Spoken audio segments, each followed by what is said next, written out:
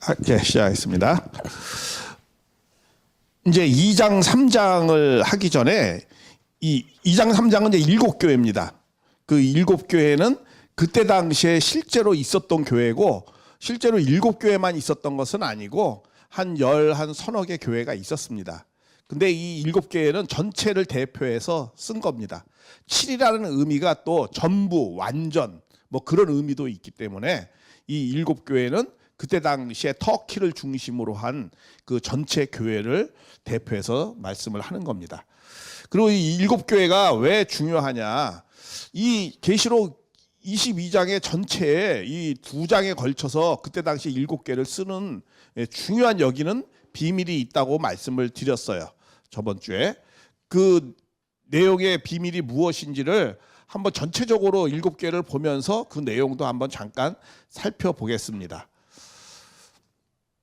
이 7교회는 지금 에베소, 서머나, 버가모, 두아디라 뒤에 이제 이렇게 있는데 항상 이 쓰여진 내용이 주님의 모습이 나타나는 모습이 다 다릅니다. 이 주님의 모습, 뭐 칭찬, 책망 이렇게 순서가 이제 그렇게 되어 있습니다. 기본적으로. 자, 그런데 여기에 7교회의 모습은 이 모습은 그 교회에 어떠한 말씀을 하고 싶은 그 어떤 상징적인 모습이 있습니다. 뭔가 메시지가 있는 거죠. 그 입은 옷의 내용이. 우리 그런 거 있잖아요. 등산 간다 그러면 뭐 입는다? 등산복 입잖아요. 아, 등산복 입으면 저 사람은 등산 가는 준비를 한 사람이구나. 이런 식으로 이 나타나는 모습이 주님이 다 이렇게 달라요. 근데 이 나타나는 모습에 어떤 메시지가 있다라는 것을 말씀드리겠습니다. 그리고 처음에는 이렇게 칭찬을 먼저 합니다. 우리가 그렇죠. 누구한테도 뭐 할 때 처음에 칭찬을 먼저 해야지 책망을 먼저 하면 안 되죠. 그래서 주님이 먼저 칭찬을 하고 그 다음에 이제 이런 부분은 좀 부족한 부분이 있다. 이제 이렇게 말씀을 하고 있습니다. 그리고 그 다음에 이제 책망한 부분에 대해서 이제 권면을 하죠. 좀 이렇게 좀 해다오. 이런 건 부족하니까. 근데 만약에 그렇게 하지 않으면 어떻게 한다? 뭐 이런 경고의 메시지를 합니다. 그리고 그 다음에는 경고도 하면서 내가 너희들을 끝까지 좀 이렇게 잘 권면한 대로 하기만 하면 이렇게 여기는 맨 마지막에 미래에 내가 이러이러한 내용들을 좋게 해주겠다. 이런 약속을 합니다. 그러니까 하나님께서는 예수님은 아무리 교회가 예를 들면은 어떤 교회는 이 칭찬받는 것이 없는 것도 있어요. 책만만 받는 교회도 있습니다. 그래도 그 교회를 권면하면서 너희가 이렇게 하기만 하면은 내가 또 이렇게 할 것이다라고 이제 좋은 약속을 합니다. 그러니까 예수님은 절대로 교회를 버릴 수가 없는 거예요. 잠시 좀 힘들다 하더라도 버리고 싶지 않은 거예요. 왜? 교회는 예수님의 어떤 거에 몸과 같은 것이거든요. 그렇기 때문에 이게 쉽게 교회를 놓지를 못하는 겁니다. 그리고 우리가 지금 이제 교회 얘기가 말씀이 나왔으니까 그렇죠. 교회는 원래 의미는 에클레시아라고 그러잖아요. 에클레시아. 이거는 하나님으로부터 불리움 받은 무리들을 얘기합니다. 불리움 받은 무리들. 그래서 이게 처음에 교회 형식이라고 할까 세워진 것은 모세 시대 때 하나님이 애굽에서 어떻게 광야로 불렀잖아요. 그래가지고 거기서 이제 모임을 갖습니다. 그래서 나를 위해서 너희들을 내가 모았다. 뭐 이러면서 말씀을 합니다. 그게 이제 어떻게 보면 하나의 교회의 시초죠. 신약에서도 마찬가지예요. 이게 불리움 받은 사람들의 모임이에요. 예수님으로부터 불리움 받은 사람의 모임. 그런 모임을 교회라고 해요. 이게 복수입니다. 복수 형태죠. 그러니까 성전은 뭐냐? 성전은 이거는 건물과 같은 거예요. 건물. 우리 성전 건축한다 하면 이게 건물을 짓는 거죠. 근데 교회는 건물이라기보다는 어떻게 돼요? 모임 백성들을 말하는 거예요. 그러니까 교회와 성전은 조금 그러니까 다른 개념이 있는 겁니다. 그런 것도 우리가 좀 참고로 이해할 필요가 있습니다. 자, 그리고 교회는 지금 이 7교회는 좀 이런 형식으로 주님의 모습, 칭찬, 책망, 권면, 경고, 약속 이런 형식으로 기본적으로 7교회가 그런 형식으로 되어져 있어요. 자, 그런데 제가 저번에 그런 말씀을 드렸어요.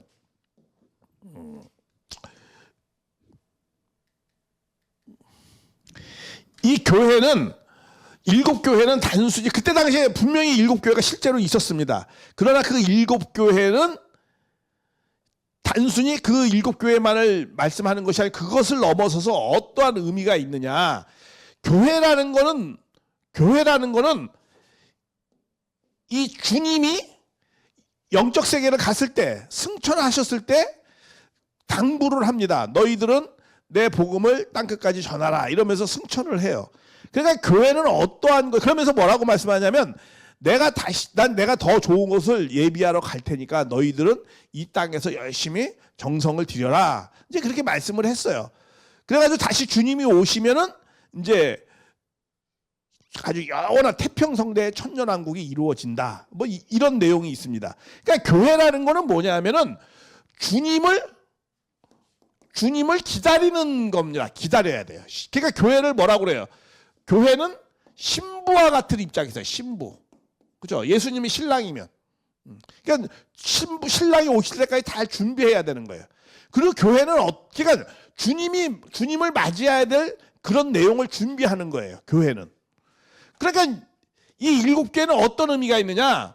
그때 현재의 교회 상황을 가리키기도 하지만은 기독교 2000년 사에 지금 기독교가 2000년이 흘러왔잖아요. 그 2000년의 기독교의 2000년에 뭐야? 하나님의 섭리를 예언한 계시한 말씀에서 재림주님이 다시 오실, 재림주님이 오실, 초림 이후에 재림주님이 오실 기독교 2000년의 전 역사를 계시하신 것이다라는 거예요. 그래서 그 다시 오실 주님을 맞이할 준비 기간의 비밀을 말씀하는 거예요. 준비 기간의 비밀. 다시 주님이 오잖아요. 기독교회는. 교회에 다시 주님이 오는데 그 주님이 오실 준비의 내용이 있다라는 거예요. 이 7교회의 그 내적인 비밀의 내용이 그런 것이 있다라는 거죠.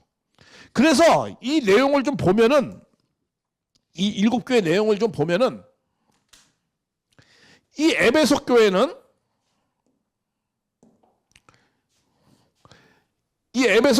이 초대교회와 같은 그런 내용이 이 내용을 쭉 이 전체 내용을 보면은 정말 초대교회 같은 기독교 100년 예수님 이후에 그 내용의 시대하고 너무 닮아 있어요. 그리고 서버나 교회는 로마 박해 시대 한 300년간 거의 400년 가까이 300년 엄청난 시대 그 내용하고 너무 닮아 있어요. 이 서머나 교회의 상황이. 그리고 버가마 교회는 이 기독교 교구장제 시대, 이제 교부가 중심으로 하는 교구장제 시대가 열리거든요. 그 내용하고 너무 닮아 있어요. 예를 들면 이 로마 박해 시대가 가장 박해가 심했던 곳입니다. 그러니까 죽음을 두려워하지 말라. 예수님이 강조를 해요. 이 에베소 성인데 그때 당시에도 서머나 교회가 가장 희생을 많이 한 교회입니다. 순교가 많은 교회예요. 특히 여기 서머나 교회에 폴리캅이라고 하는 사도 요한의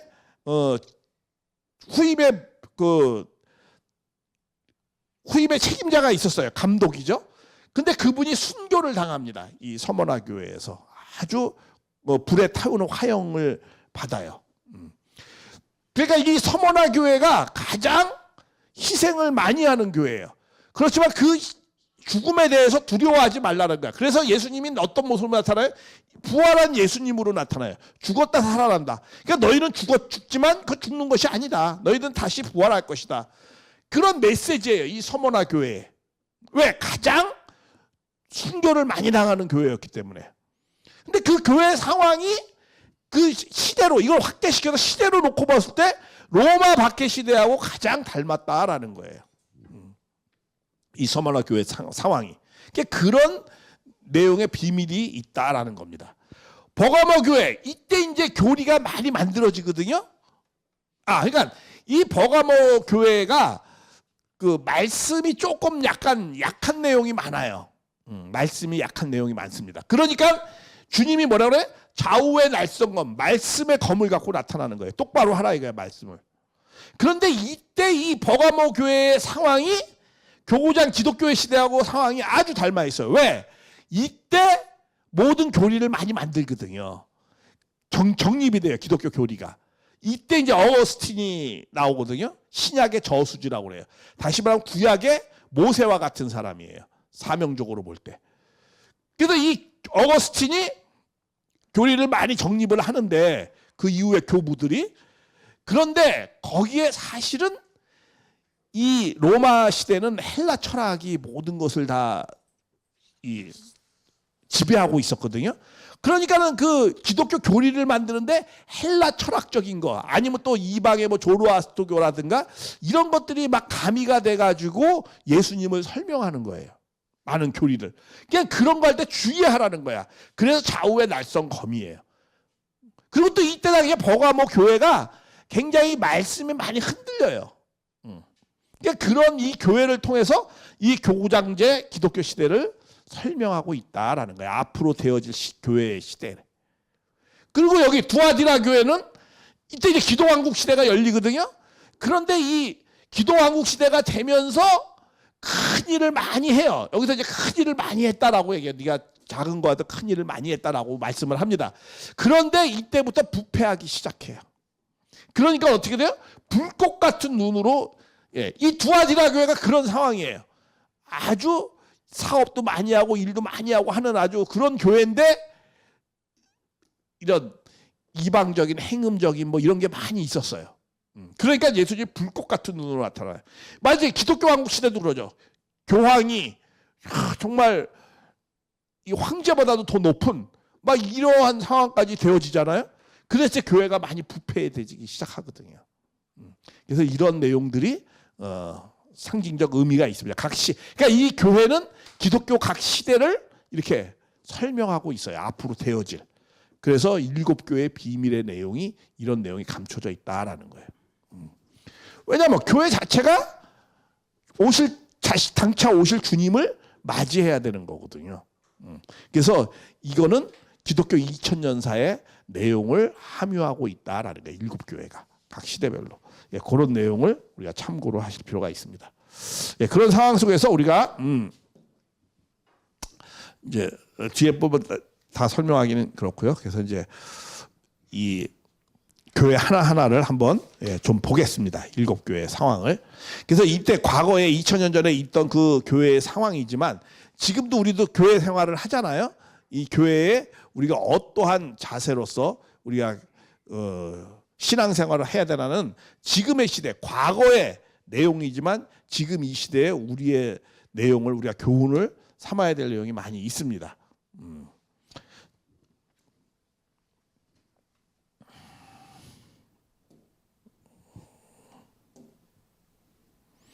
그래서 지금 일곱 교회는 요 지역입니다. 여기가 지금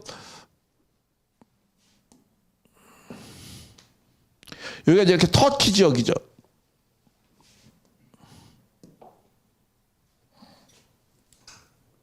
여기가 지금 이렇게 터키 지역이잖아요. 이렇게 터키 지역. 이렇게.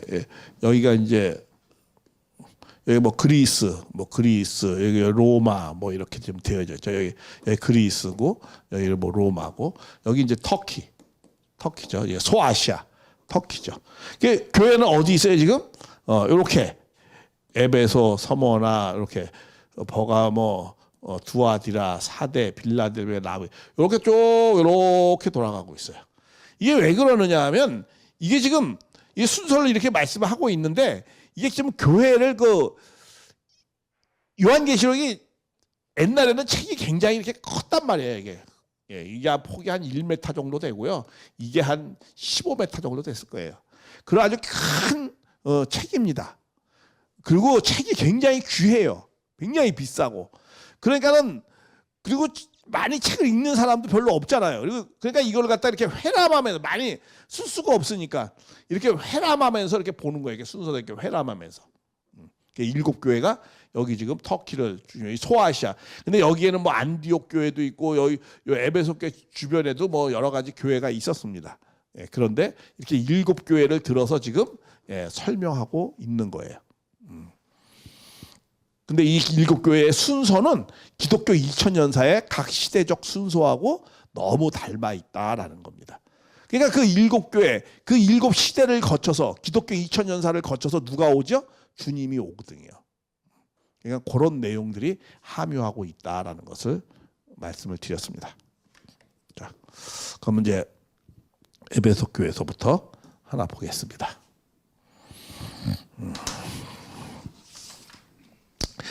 자, 여기 이제 에베소 교회는 특히 여기 신전이 많이 있었습니다. 이렇게 이런 신전이 많이 있었어요. 그런 지역입니다. 그리고 이 에베소 교회는 사도 바울이 개척한 교회입니다. 그리고 그걸 나중에 사도 요한이 이제 거기서 오래도록 감독을 하신 거죠. 그리고 그리고 이쪽 그 에베소 교회는 신전이 많이 있어가지고, 그리고 조금 뭐라고 할까, 우리가 2000년 전에 이 7교회에 굉장히 강조하는 게 두 가지가 있어요.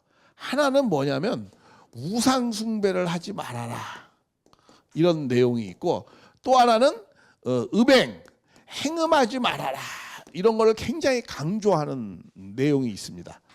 그 이유가 왜 그러느냐면, 그때 당시에 이 로마는 이제 다신교잖아요. 그러면 신전이 많이 있었어요. 근데 그 신전에는 남녀 사제들이 있어요.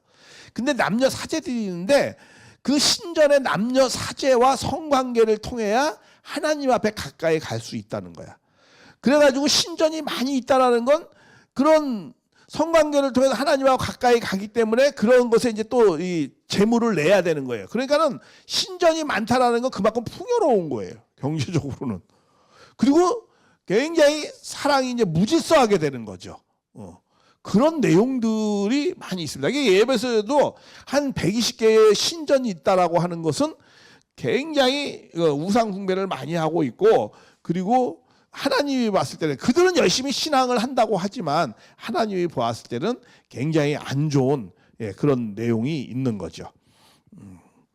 자, 그래서 이 우상 숭배 행음이다, 요거는 이제 다음 교회에 있을 때 세 번째 교회에 할 때 제가 좀 자세하게 말씀드리겠습니다. 다시 말하면 이제 버가모 교회가 세 번째 교회가 나오는데, 그때 우상 숭배라는 것은 왜 이렇게 하나님이 우상 숭배를 하지 말라고 그러나, 또 음행의 그런 내용을 강력하게 말씀하는데, 그 두 가지가 왜 그렇게 강조를 하는지는, 그리고 또 우상 숭배라는 게 어떤 의미를 또 갖고 있는가, 또 음행이라는 건 어떤 의미를 갖고 있는가, 이제 이런 내용들은 우리가 세 번째 교회 버가모 교회 할 때 자세하게 말씀을 드리겠습니다. 자, 일단 에베소 교회 편지하기를 오른손에 7뼈를 붙잡고 7대 사이, 그러니까 모든 교회는 다 누가 주관하신다는 거예요? 예수님이 주관하신다라는 거예요. 모든 교회는 다 내 손 안에 있다라고 말씀하는 거예요. 7뼈이라는 건 뭐예요? 그걸 사자라고 그러죠. 사자. 이 사자는 두 가지 의미가 있습니다. 하나는 천사를 말씀할 수도 있어요. 왜냐하면 그때 교회는 다 천사의 수호령이 지키고 있다라고 그런 믿음이 있습니다. 바다도 바다를 지키는 천사, 물이면 물을 관리하는 천사, 이제 이런 내용들이 다 있었어요. 그게 로마도 그런 신앙을 갖고 있지만 유대인들도 천사라는 그런 숭배하는 신앙을 갖고 있었습니다. 그런데 로마 사람들이 믿는 다신교회 그거와 유대인들이 갖고 있는 신앙은 차이가 두 가지 정도가 있어요. 유대인이 갖는 신앙은 유일신을 믿었어요. 그래도. 그런데 뭐 천사가 지키고 있고 먹고, 근데 신은 하나라는 거예요. 유일신. 창조 야훼 신. 그걸 믿고 있었어요. 근데 로마는 제우스 신 있고 포세이돈 신 있고 뭐 여러 신이 많이 있어요. 그러니까 다 신교야. 그리고 유대인들은 책이 있었어요. 제가 이번에 체계 종교입니다. 체계 종교. 경전이 있었단 말이에요. 유대인들은. 그런데 다른 종교들은 뭐가요? 경전이 없었어요. 그러니까 나머진 것은 뭐야? 경전이 있는 종교만 남아졌어. 그걸 하나님 말씀이라고 강력하게 그것을 믿고 읽고 뭐 그렇게 했습니다. 그리고 그들은 하나님 앞에 제사를 드리는 건 딱 한 군데밖에 없어요. 신전이. 그건 예루살렘 성전. 거기서만 하나님의 그 제사를 드리는 거야. 걔네들도 제사를 다 드리죠. 드리기는. 근데 딱 거기 한 군데서만 해요. 그 회당이라는 것은 많이 있어요. 회당. 그거 토라를 읽고 뭐 이렇게 모임 갖는 그걸 회당이라고 그래. 그러나 성전은 하나밖에 없어요. 그런데 로마는 성전이 수백 개가 넘는 거야. 그 성전마다 그 신을 다 모시고 있는 거예요. 근데 유대인은 신을 모시는 데 딱 한 군데야. 예루살렘. 유일신을 모셨어요. 그게 다른 종교하고 달라요. 그래서 그게 이어져서 이게 기독교하고 이제 후에 또 기독교의 섭리로 넘어온 거예요. 근데 기독교도 뭐가 있다고요? 유일하게 뭐가 있어요? 체계 종교예요. 체계 종교. 그때 얼마나 많은 종교가 또 있었겠어요. 기독교가 출현할 때 다른 종교도 많이. 근데 그 종교 다 사라졌잖아요. 기독교가 남아있잖아요, 지금. 그리고 또 1900년도 20세기 때도 얼마나 많은 종교가 나왔어요. 뭐 예를 들면 재림주도 몇백 명 나오고, 그렇죠? 전 세계적으로 다 나왔어요. 근데 다 사라졌어요. 거의. 그리고 누구만 남아있어요? 가정연합 통일교만 남아있어요. 그럼 왜 그런 줄 아세요? 통일교도 무슨 종교예요? 체계 종교예요. 체계 종교. 경전이 있어요. 경전이. 그렇죠. 원리강론, 천성경, 천부객계 경전이 있어요. 그래서 그 경전을 하나님 말씀이라고 그러고 우리는 훈독한다. 그걸 읽고 아침 저녁으로 전 세계적으로 다 읽어요. 유대인들이 흩어져 있어도 전 세계적으로 그거 읽잖아. 또 기독교인이 흩어져도 전 세계적으로 기독교인들 그 경전을 읽잖아. 우리 가정연합도 뭐야? 전 세계적으로 다 있어도 경전을 읽는 거야. 근데 그 세 가지의 경전을 비교해 볼 때 제가 세 가지를 다 경험한 사람이잖아요. 내가 통일교 다녀서 그런 게 아니고 통일교가 경전이 최고로 수준이 높아요. 모든 걸 밝히 드러낸 경전이에요. 모든 걸 총망라해서 비교가 안 돼요. 비교 자체가 안 돼요. 그렇기 때문에 남아지는 건 뭐만 남아진다? 체계 종교만 항상 남아지는 거예요. 그래서 뭐 100년 후면 다른 거 다 사라져요. 가정연합만 남아요. 기독교도 거의 다 사라질 거예요. 100년 되면은. 지금 벌써 뭐 유럽은 뭐 1%도 안 돼요, 기독교.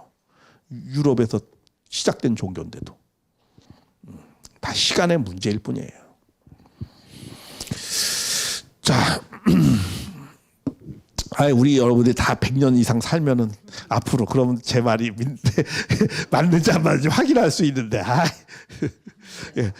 예, 그러니까 영계 가서 확인하세요. 나중에 과거의 경험으로 놓고 볼 때 그럴 수밖에 없어요. 야, 근데 그 경전이 정말 한국에서 그런 경전이 나왔잖아요. 여태까지 다 수입 종교. 우린 지식 수입국이에요. 그렇죠? 지식 수입국입니다. 우리가 사실. 뭐 기독교, 불교, 유교, 공산주의 다 뭐 철학 다 수입이지 뭐. 우리가 좀 약간 아쉬워. 우리는 창조적 능력이 그래서 우리가 조금 우리가 창조성이 많다는 안 그래요. 우리 20세기, 21세기 가서 우리가 창조성이 굉장히 약한 거예요. 우리가 뭐 만들어서 나온 게 뭐 세계에 영향력을 주는 게 뭐 있습니까? 일본은 라면 만들어서 일본에서 라면 만들었고 뭐 이것저것 일본에서 만들었어요. 뭐 모방하지만 일본이 우리보다 훨씬 더 창조적인 내용 많아요. 우리는 옛날에는 뭐 조선시대 좀 했었는지 모르는데 하여간 근대 사회 가지고 우리 창조적인 내용이 별로 없어요. 우리는 다 수입하니까 그래요. 지식 수입 국가이기 때문에 그래요. 우리 봐봐요. K-팝 뭐 그거 좋아할 것도 아니에요. 사실은. 예술하고 예능이 뭐가 다른 줄 아세요? 예술은요. 이 많은 그 집중을 필요로 해요. 그리고 굉장한 그 지식을 갖고 집중을 하고 시간을 많이 투입해야 돼요. 예술은. 내가 예술을 그걸 이해하고 그러려면 우리 클래식을 이해하려고 해봐요. 나 클래식 잘 이해 못해요. 그거 이해하려면 많은 준비와 지식이 있어야 그거 이해합니다. 그 예술. 예능은 안 그래요. 그냥 뭐 하면 그냥. 왜냐하면 예술과 예능은 다 같이 뭘 추구합니까? 쾌락을 추구하는 거예요. 예술이라는 건 즐거움, 기쁨을 추구하는 거예요. 그런데 예능은 어떻게 해요? 말초적 기쁨이에요. 예술은 뭐예요? 그거 기쁨을 느끼려고 쫙 감상하려면 그거 굉장한 많은 내 습득력을 갖고 있어야 돼요. 그런 게 다른 거예요. 우리 예술이 약하단 말이야. 요새 자꾸 예능이 자꾸 나오잖아요. 그렇죠? 예능이 뭐 K-팝 뭐 해가지고 수출한다는데 그 뭐 긍정적인 것도 있지만 뭐 꼭 그런 것만도 아니에요. 사실 우리가 근데 세계적으로 정말 내놓는 예술이 있었어요. 리틀 엔젤스 공연. 그렇죠? 그게 처음으로 60년대에 세계를 갖다 그냥 열광시키고 감동시킨 거예요. 그런 지금의 예능하고는 비교할 수 없죠. 우리 것도 그 예술을 그 리틀 엔젤스 공연 볼래 봐요. 그거 깊이 그런 게 있어야 돼요. 종합적인 게. 그러니까 참 우리가 가정연합의 이 말씀이 새롭고 그렇죠? 한국에서 나왔고 그런 걸 중심으로 한 예술도 한국에서 이렇게 우리가 리틀 엔젤스 공연 그런 한국 예술 아니야. 전형적인 우리 축적되어져 있는 예술 아니야.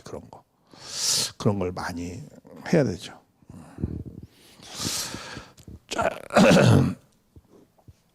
그래서 이런 체계 종교입니다. 예, 우리는 체계 종교예요.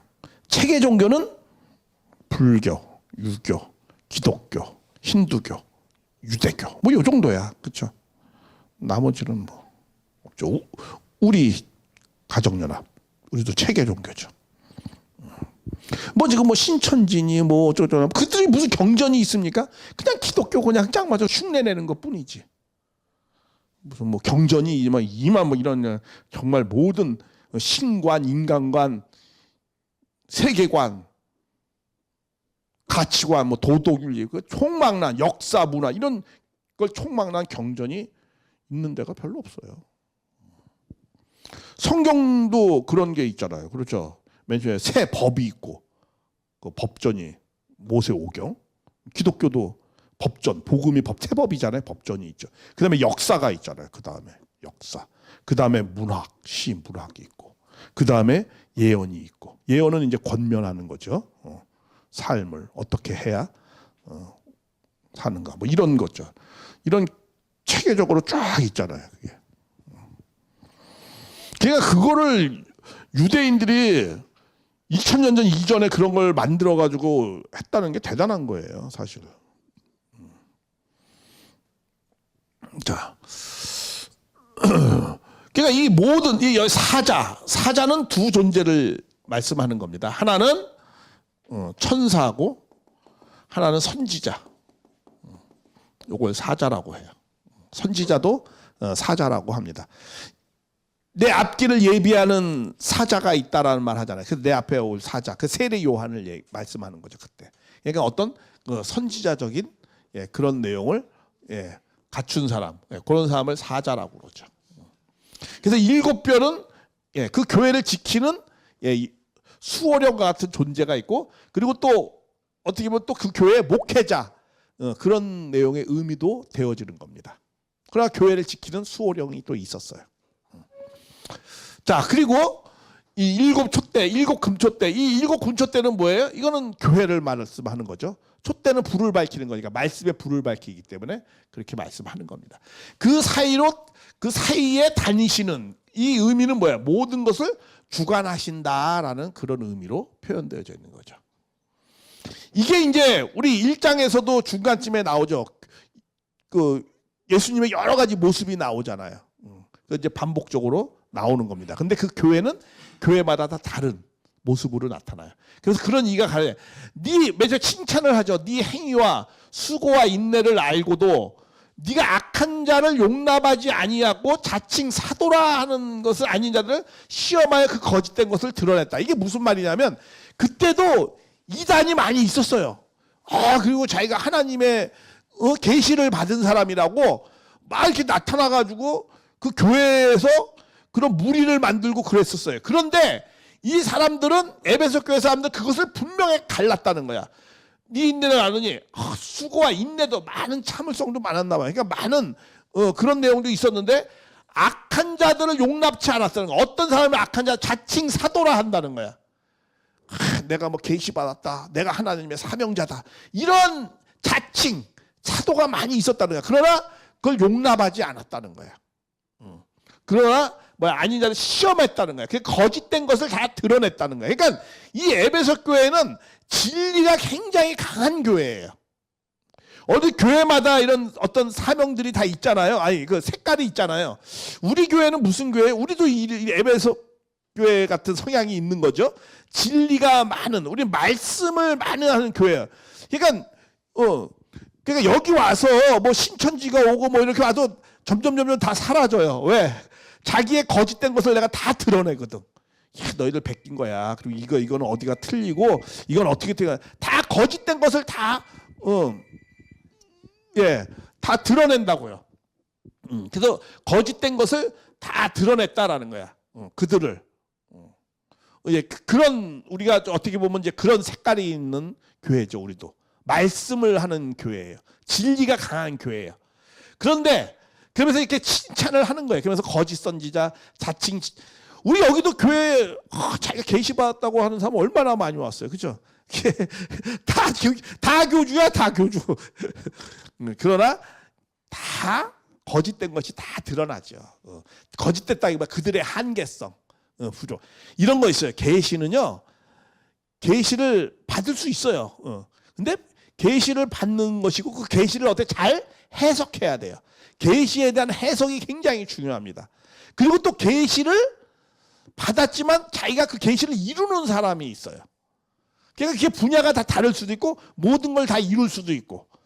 그러니까 메시아는 어떻게 계시를 받기도 하고 계시를 해석도 하고 계시에 뭐야? 이루는 자죠. 메시아는. 네, 그런 것들이 좀 사명이 조금씩 다 다릅니다. 우리 요셉은 꿈을 잘 해석하는 사람이죠. 그런 아주 사명을 갖고 있는 분이었죠. 예를 든다면. 어쨌든 이렇게 자칭 사도라 하되 아닌 자들을 시험하여 거짓된 것을 드러냈다 이거야. 그리고 또 네가 참고 내 이름을 왜요? 견디고 게으르지 아니야. 굉장히 이제 여기를 어떻게 보면 말씀 공부 열심히 했나 봐. 게으르지 않고 열심히 했다는 거야. 그런데 내가 너를 책망할 것이 하나 있다는 거야. 뭐가 있다는 거야? 네가 처음 사랑을 버렸노라 이렇게 얘기해. 책망이 나와요. 이게 이런 게 있어요. 말씀이 예리한 사람들, 그런 사람들이 좀 이렇게 옳고 그름을 막 판단하고 남의 문제점을 이렇게 막 얘기하고 그러다 보면 뭐가 마음이 메말라질 수도 있어요. 이 사랑이 부족할 수도 있는 거죠. 그러니까 어떤 것에 대해서 우리가 문제를 잘 얘기하고 꾸중을 한다 하더라도 그런 거 조심해야 돼. 잘못하면 이렇게 그런 문제점을 지적하는 것이 비판이 될 수도 있고 비난이 될 수도 있고 그렇기 때문에 그런 거 참 조심해야 돼요. 저는 우리 식구님들하고 만날 때 대화할 때요. 저는 그 뭐라고 그럴까 내가 옳다 뭐 이런 주장을 잘 안 해요. 우리가 그런 거죠. 월마트에 그 사장님이 그런 말을 했대요. 그런 신조가 하나 있어요. 그 사람이 항상 손님은 옳대. 그 정신으로 사업을 했다는 거야. 항상 손님은 옳다. 야, 그게 참 한마디로 말하면 그게 참 시사하는 바가 커요. 저도 그런 걸 생각해서 왜 식구님은 항상 옳다. 그런 생각을 해야 돼. 그래야 식구들하고 어떻게 해요? 갈등이 안 생기는 거예요. 식구는 항상 옳다. 뭐 문제점은 문제가 있지 그런 게. 그리고 저는 우리 식구님들한테 내가 함부로 옳은 얘기를 안 해요. 식구님한테 옳은 얘기 하잖아요. 그럼 어떻게 되는 줄 아세요? 식구님들이 도리어 상처받을 수도 있어요. 나를 좀 무시하는 거야. 그래 속으로 이렇게 그래 목사님 잘났어. 옳은 얘기를 해도 별로 이렇게 좋을 수 없어요. 관계가. 그러니까 옳은 얘기를 하는 게 중요한 게 아니고 식구들의 얘기를 잘 듣고 식구가 옳다라고 생각을 해야 되는 거예요. 내가 옳다라고 주장하면 안 돼요. 목회자가 너무 옳은 얘기하면 안 돼요. 그렇다고 뭐 틀린 얘기 하라는 소리가 아니고 그래야만이 식구하고도 갈등 안 생겨요. 우리가 대인관계 하는 것이 그런 내용이 많이 있습니다. 여기서도 그러는 거야. 옳다 그러다 막 너무 판단을 하다 보니까 진리의 칼날에 쓰다 보면은 잘못하면은 사랑을 메마를 수 있다라는 거야. 그거 조심하라는 거야. 첫사랑을 버렸다. 이렇게 말씀하는 거예요.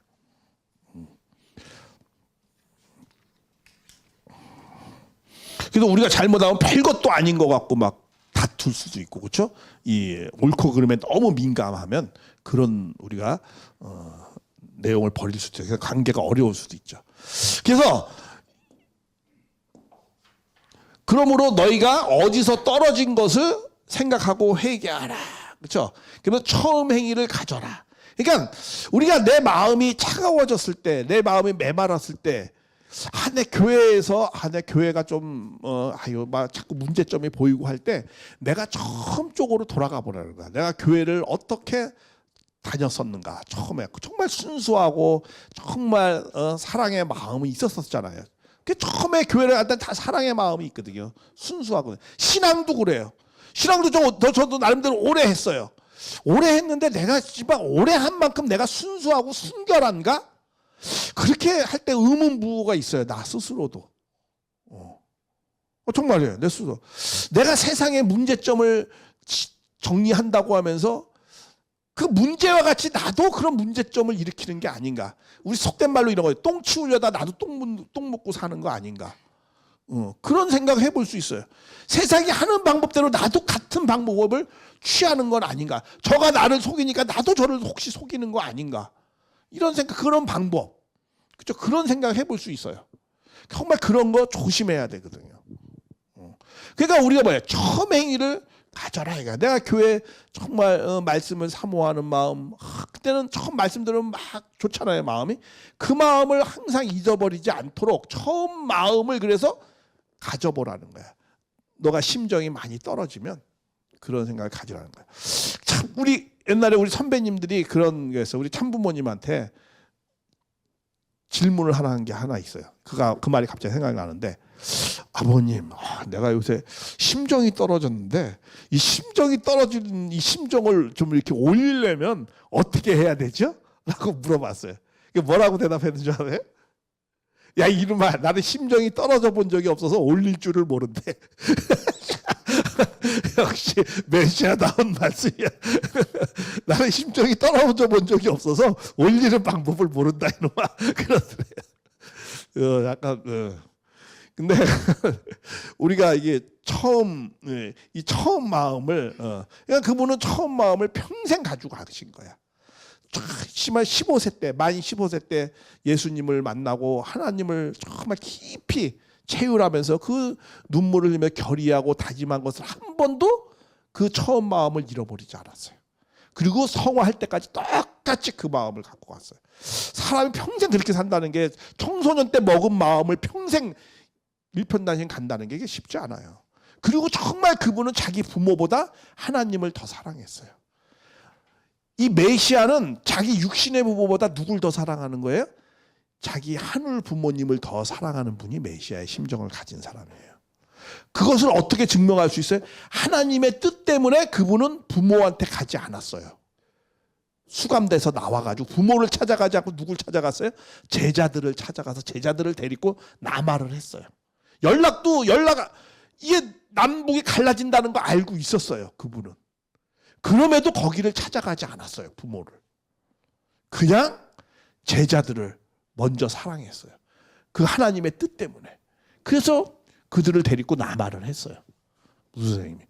그러니까 메시아의 심정은 자기 육신의 부모보다 누굴 더 사랑하는 거예요? 하늘 부모님을 정말 더 사랑하는 거예요. 그 체휼을 했기 때문에. 예수님도 그렇죠. 그렇죠. 예수님은 마리아를 굉장히 거리를 뒀어요. 자기의 뜻을 못 알아주니까. 그러니까 마리아를 아주, 성경에 마리아한테 좋게 얘기한 적이 한 번도 없어요, 예수님. 정말 하늘 부모님을 더 사랑했어요.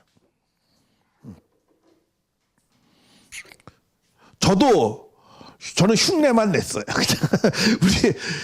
우리 육신의 부모님보다 나는 참 부모님 말씀을 더 중요하게 생각했죠. 그러니까 나도 우리 부모님을 뒤로하고 중국을 간 거예요. 사지로 간 거죠. 그런 생각하고. 그런 거죠. 왜? 그분이 그렇게 살았기 때문에 그 명령을 거부할 수가 없어요.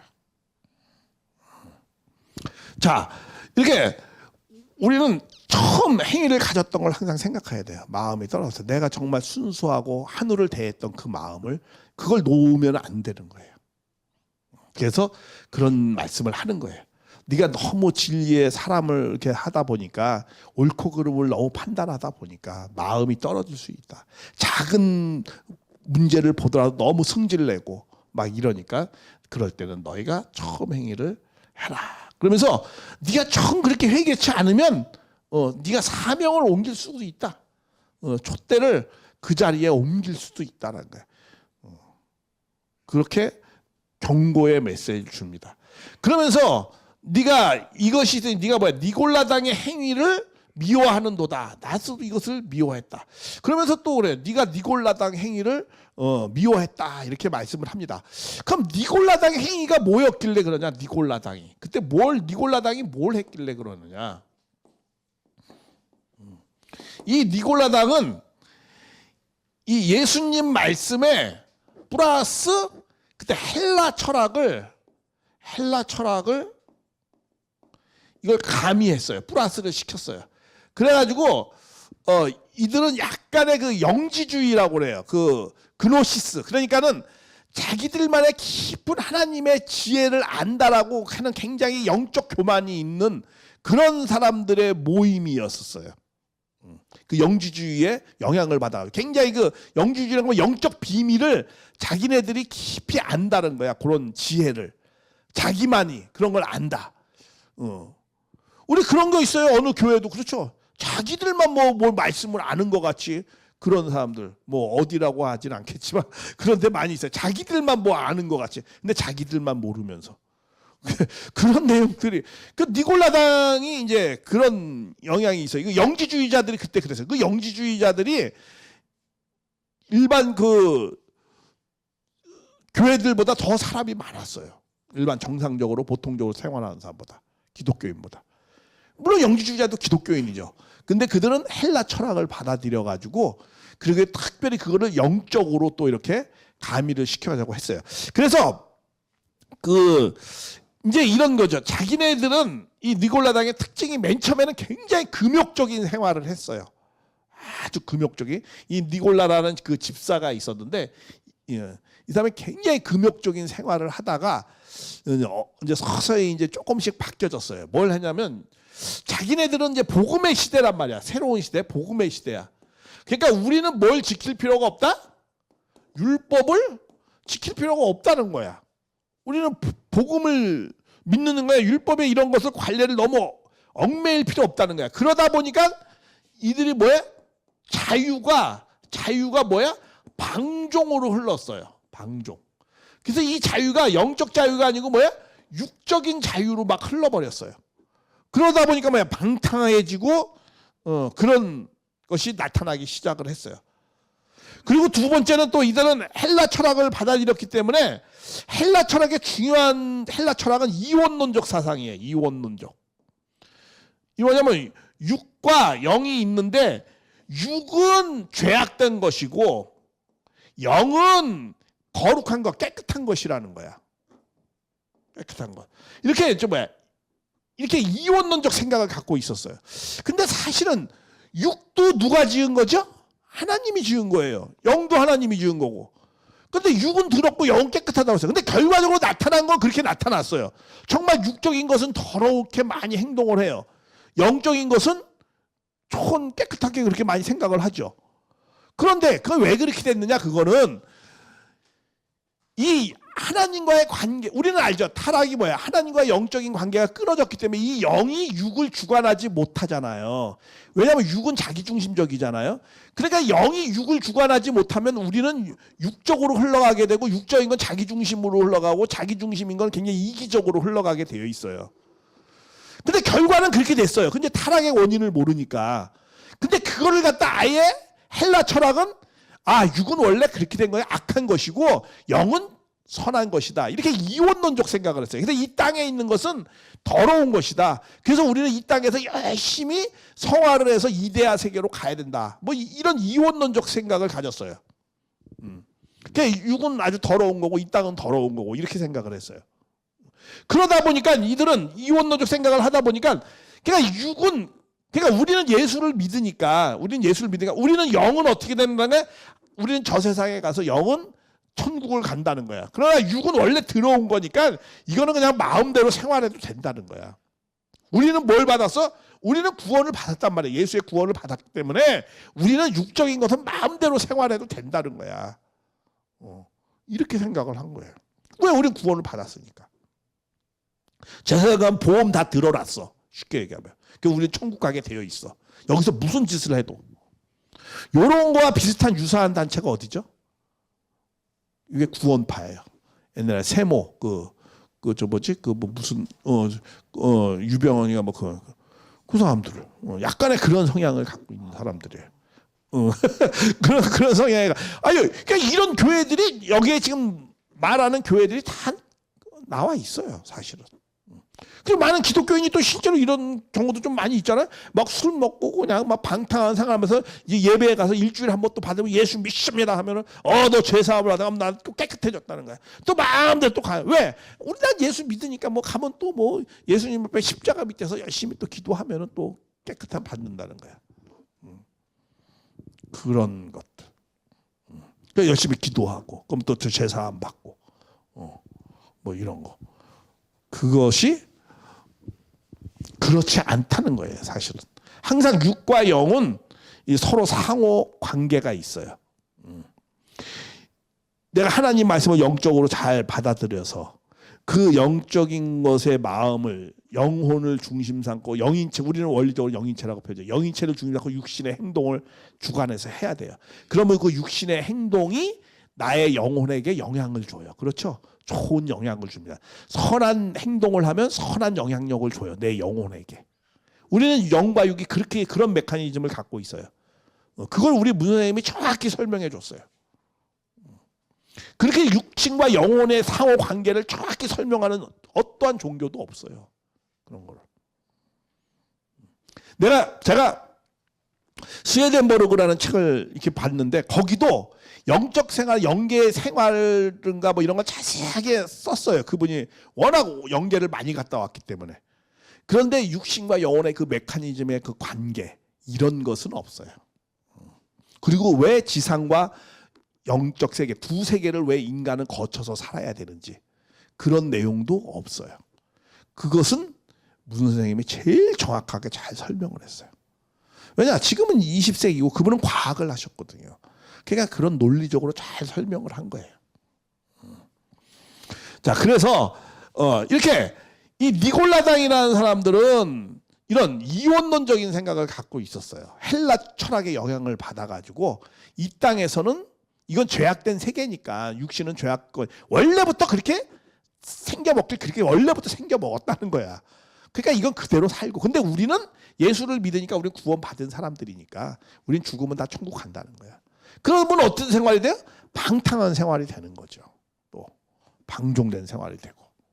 네, 그런 분이. 그리고 우리는 율법에도 얽매일 필요가 없다는 거야. 막 이렇게 설명하는 거예요. 근데 사실 복음은 율법보다 더 강한 법이거든요. 우리가 심령이 어릴 때보다 좀 더 크면 더 큰 것을 요구하잖아요. 어렸을 때 모르니까 좀 내버려 두잖아요. 그렇죠? 근데 좀 크면은 너 왜 이런 것도 못하냐? 책망받잖아요. 복음은 그런 수준이에요. 너희가 간음을 안 했다고 해서 간음을 안 한 게 아니야. 네가 마음으로도 그런 마음을 먹으면 너는 간음한 거다라고 예수님은 그렇게까지 얘기했어요. 그러니까 율법의 법보다 더 엄하게 얘기했습니다. 사실은. 그렇죠? 마음의 법이 더 엄하잖아요. 예, 그렇게까지 말씀을 하셨어요. 그러니까 방탕하면 안 되는 거죠. 그런 걸 말씀하는 거죠. 율법이라는 건 그런 거예요. 그냥 예를 들면 내가 100원을 빌렸어. 그러니까 저 사람한테 100원을 갚는 거야. 그냥 이렇게 갚으면 되는 거야. 마음으로는 갚기 싫어. 에이 그래 얘다 그래 너 처먹어라. 이게 좋아. 그래서 내가 행동은 지켰잖아. 그렇죠? 법은 지켰어.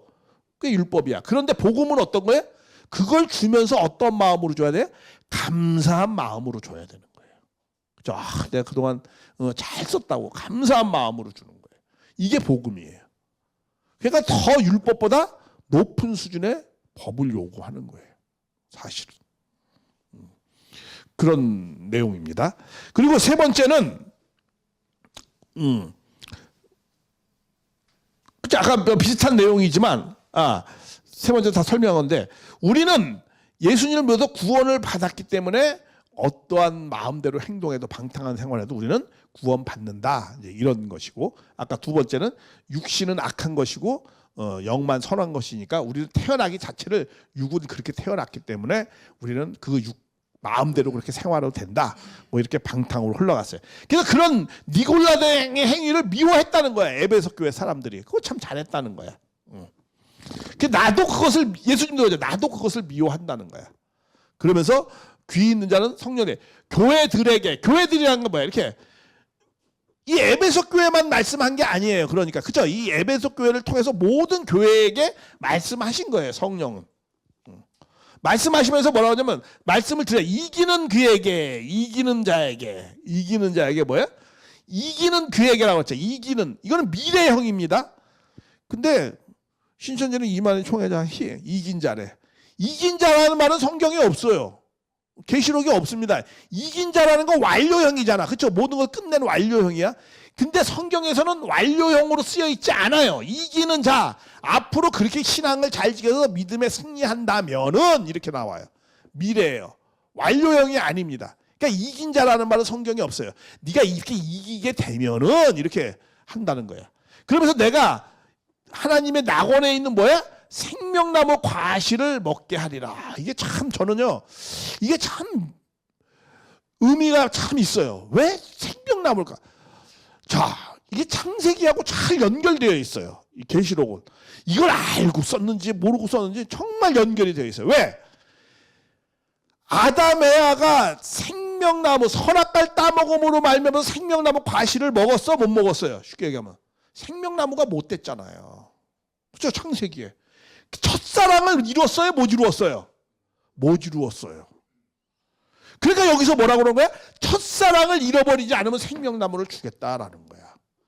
그러니까 에덴 동산에서 첫사랑을 못 이루었으니까 생명나무, 그래서 생명나무가 못 됐단 말이야. 그러니까 여기서 뭐라고 그래? 너희가 첫사랑을 잘 지키면, 그쵸? 내가 생명나무 과실을 주겠다. 야, 이게 뭐 시작과 끝이 정확하게 일맥상통하는 내용이 있어요, 이렇게.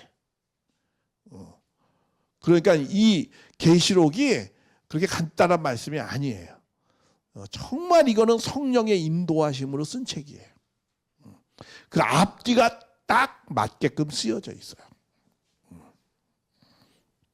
그래서 우리가 정말 처음에 그 순수한 사랑의 열매를 잘 우리가 잃어버리지 말고 잘 지켜서 우리도 다 무엇을 먹어야 돼요? 생명 의인의 사람이 다 돼야 되는 것이 참 중요하다라는 거죠.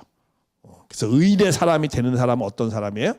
하나님과의 사랑을 버리지 않는 사람이 의인의 사람이고, 그런 사람은 생명나무 과실을 먹을 것이다 라고 이렇게 먹게 하리라, 이렇게 미래형, 그렇죠?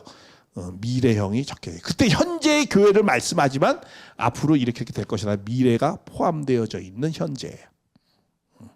그런 내용을 우리가 잘 참고해봐야겠습니다. 그래서 지금부터 잠깐 10분 쉬었다가 이제 서머나 교회를 이제 하겠습니다. 수고하셨습니다.